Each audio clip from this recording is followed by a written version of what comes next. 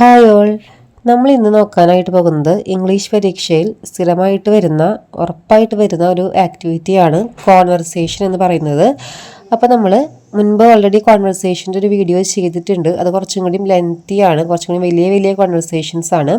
അപ്പോൾ ഇന്ന് നമ്മൾ കുറച്ചും കൂടി സിമ്പിളായിട്ടുള്ള അതുപോലെ കോമൺ ആയിട്ടുള്ള കുറച്ച് കോൺവെർസേഷൻ എക്സാമ്പിൾസ് ആണ് നോക്കാനായിട്ട് പോകുന്നത്.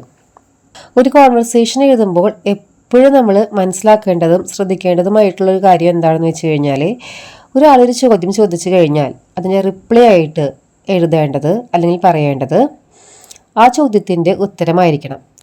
ഒരു എക്സാമ്പിൾ പറയുകയാണെങ്കിൽ, എന്താണ് നിൻ്റെ പേര് എന്ന് ചോദിച്ചു കഴിഞ്ഞാൽ നമ്മളൊരിക്കലും ഞാൻ 5ാം ക്ലാസ്സിലാണ് പഠിക്കുന്നത് എന്നൊരു മറുപടി പറയില്ല, അല്ലേ? എന്താണ് നിൻ്റെ പേര് എന്ന് ചോദിച്ചു കഴിഞ്ഞാൽ നമ്മൾ മറുപടി പറയാം, എൻ്റെ പേര് ഇപ്പം അമ്മു എന്ന് പറയുന്ന കുട്ടിയാണെങ്കിൽ എൻ്റെ പേര് അമ്മു എന്നാണ് എന്ന് പറയും. ചിന്നു ആണെങ്കിൽ എൻ്റെ പേര് ചിന്നു എന്നാണ് എന്ന് പറയും. അതുപോലെ എന്താണോ ചോദ്യം ആ ചോദ്യത്തിൻ്റെ ഉത്തരമായിരിക്കണം റിപ്ലൈ ആയിട്ട് എഴുതേണ്ടത്. ആ ഒരു കാര്യം മാത്രം നമ്മൾ എപ്പോഴും മനസ്സിൽ വെക്കാനായിട്ട് ശ്രദ്ധിക്കാം. നമുക്കിനി കുറച്ച് എക്സാമ്പിൾസ് നോക്കാം. What is your name? അത് തന്നെ ആദ്യം നോക്കാം. What is your name? അപ്പോൾ എന്താണ് മറുപടി പറയേണ്ടത്? മൈ നെയിം ഈസ്, ഇപ്പം എൻ്റെ പേര് ജാസ്മിൻ എന്നാണ്, അതുകൊണ്ട് മൈ നെയിം ഈസ് ജാസ്മിൻ. നിങ്ങളുടെ പേര് എന്താണോ അതായിരിക്കണം അവിടെ റിപ്ലൈ ആയിട്ട് എഴുതേണ്ടത്. മറ്റൊരു എക്സാമ്പിൾ നോക്കാം.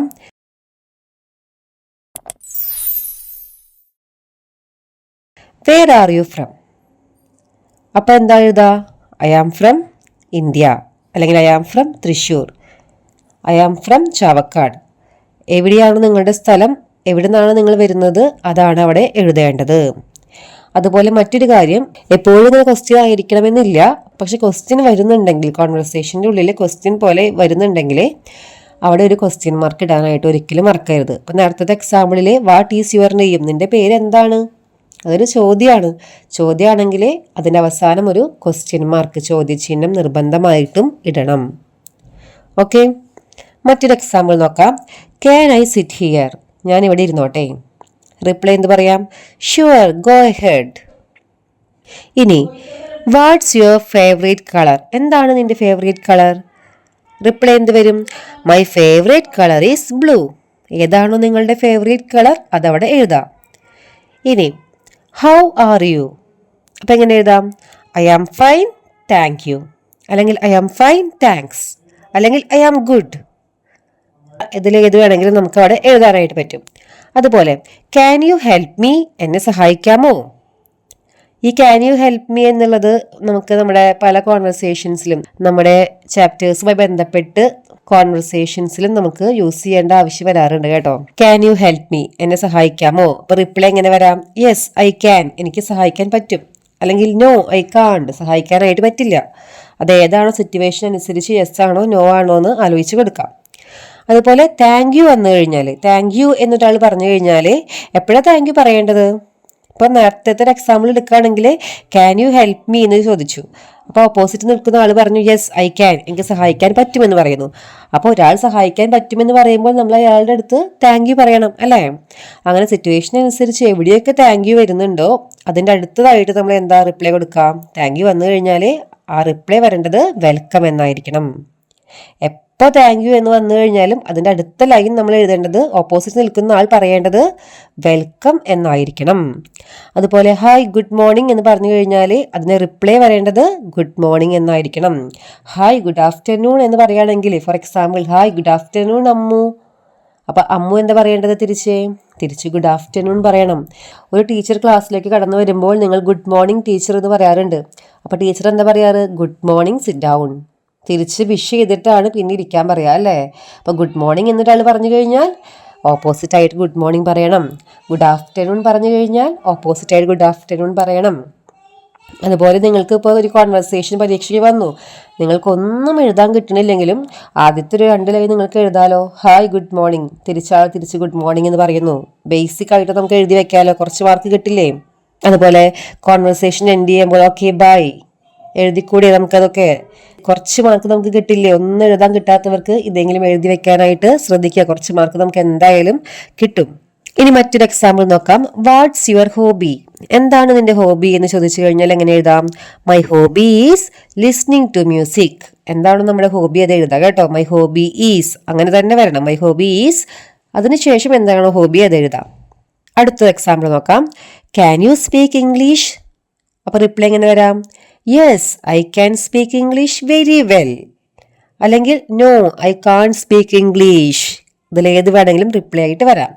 ഇനി വാട്ട്സ് ദ മാറ്റർ, എന്ത് പറ്റി, എന്താ പ്രശ്നം എന്നൊക്കെ ചോദിക്കില്ലേ, അതാണ് വാട്ട്സ് ദ മാറ്റർ. അപ്പോൾ റിപ്ലൈ എങ്ങനെ വരാം? I am not feeling so good. അങ്ങനെ കൊടുക്കാം. ഇനി how do you do? How do you do എന്ന് ഒരാൾ ചോദിച്ചു കഴിഞ്ഞാൽ അതിൻ്റെ റിപ്ലൈ എപ്പോഴും ഓർത്ത് വെച്ചോ. ഹൗ ഡു യു ഡു ആണെങ്കിൽ അതിൻ്റെ reply how do you do എന്ന് തന്നെയാണ്. Okay, how do you do എന്ന് ചോദിച്ചു കഴിഞ്ഞാൽ റിപ്ലൈ എന്താണ്? How do you do. പിന്നെ വേണമെങ്കിൽ നമുക്ക് പ്ലീസ് ടു മീറ്റ് യു, നിന്നെ മീറ്റ് ചെയ്തതിൽ, നിന്നെ കണ്ടുമുട്ടിയതിൽ സന്തോഷമുണ്ട് എന്നൊക്കെ എഴുതാം. പക്ഷെ എപ്പോഴും ഓർത്ത് വയ്ക്കുക, ഹൗ ഡു യു ഡു ആണെങ്കിൽ അതിൻ്റെ റിപ്ലൈയും ഹൗ ഡു യു ഡു തന്നെയാണ്. ഇനി അടുത്തത് നോക്കാം. Are you hungry? നിനക്ക് വിശക്കുന്നുണ്ടോ? അപ്പോൾ ആലോചിച്ച് നോക്കി, നമ്മൾ വിശക്കുന്നുണ്ടോ എന്ന് മലയാളത്തിൽ ചോദിക്കുകയാണെങ്കിൽ നമുക്ക് രണ്ട് റിപ്ലൈ വരും അല്ലേ. ഒന്നെങ്കിൽ നമുക്ക് വിശക്കുന്നുണ്ട് എന്ന് നമ്മൾ പറയും, അല്ലെങ്കിൽ നമ്മൾ പറയും ഇല്ല വിശക്കുന്നില്ല എന്ന് പറയും അല്ലേ. അതെങ്ങനെ എഴുതാം? ഇപ്പോൾ വിശക്കുന്നുണ്ട് എന്നാണെങ്കിൽ യെസ് എ ലിറ്റിൽ ബിറ്റ്, കുറച്ച് വിശക്കുന്നുണ്ട്. ഇനി അല്ലാന്നുണ്ടെങ്കിലോ no I am not hungry, ഇല്ല എനിക്ക് വിശക്കുന്നില്ല എന്ന് എഴുതാം. അപ്പോൾ ഇതൊക്കെ കുറച്ച് ബേസിക് ആയിട്ടുള്ള കോൺവെർസേഷൻ ഐഡിയാസ് ആണ്. ഇന്ന് നമ്മുടെ ക്വസ്റ്റ്യൻ പേപ്പറിൽ എന്താണോ ഒരു മാറ്റർ, എന്താണോ സിറ്റുവേഷൻ, ഒരു സിറ്റുവേഷൻ തന്നിട്ടുണ്ടായിരിക്കും. ചിലപ്പോൾ നമ്മുടെ പഠിക്കാനുള്ള പാഠഭാഗവുമായി ബന്ധപ്പെടുത്തിയിട്ടായിരിക്കും, ചിലപ്പോൾ ഒരു ബന്ധം ഉണ്ടാവില്ല, അവർ പുതിയതായിട്ട് സിറ്റുവേഷൻ തരും.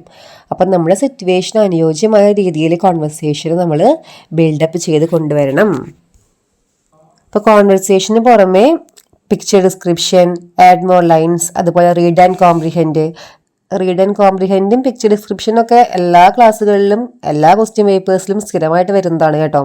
അപ്പോൾ ഇതിൻ്റെയൊക്കെ വീഡിയോസ് ഞാൻ സെപ്പറേറ്റ് ആയിട്ട് പ്രീവിയസ് ഇയേഴ്സ് ക്വസ്റ്റ്യൻ പേപ്പേഴ്സിൽ വന്നിട്ടുള്ള ആക്ടിവിറ്റീസ് എടുത്തിട്ടുള്ള വീഡിയോസാണ് സെപ്പറേറ്റ് ആയിട്ട് ചെയ്തിട്ടുണ്ട്. അതിൻ്റെയൊക്കെ ലിങ്ക് ഞാൻ ഡിസ്ക്രിപ്ഷൻ ബോക്സിലും കമൻറ്റ് ബോക്സിലും കൊടുത്തേക്കാം. എക്സാമിന് മുൻപ് ഈ വീഡിയോസൊക്കെ ഒന്ന് കണ്ടു തീർക്കാനായിട്ട് ശ്രമിക്കുക, തീർച്ചയായിട്ടും ഉപകാരപ്രദമാകും.